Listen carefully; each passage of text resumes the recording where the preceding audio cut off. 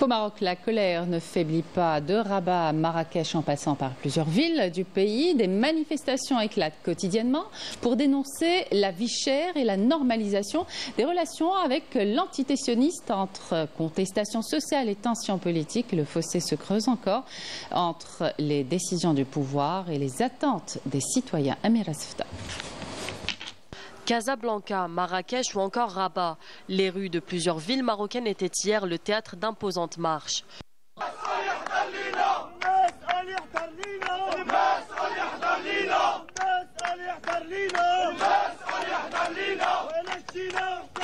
Une nouvelle escalade dans la contestation sociale contre la flambée des prix, le chômage et les restrictions des libertés syndicales.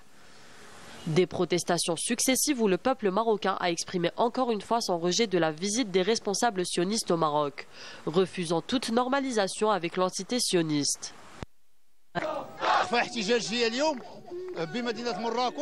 Nous manifestons aujourd'hui à Marrakech pour condamner et dénoncer la visite du ministre sioniste. La société marocaine, y compris ici à Marrakech, rejette cette visite. Des rues marocaines en colère, aux scènes de démolition et d'expulsion, dépossédés de tout, les Marocains se retrouvent du jour au lendemain plongés dans une souffrance insupportable, subissant les conséquences d'un système sans scrupules et arbitraire, les laissant livrés à eux-mêmes, sans protection ni espoir d'un lendemain meilleur. Nous vivons comme des réfugiés. Quand je regarde ma mère, je la vois dans un état déplorable. Nous en avons assez. Ils ont étudié le droit et ils l'utilisent à mauvais escient, bien évidemment contre nous. Mais nous aussi, nous connaissons nos droits. Nous devons nous protéger contre ces intrusions intempestives et sans autorisation dans nos propriétés.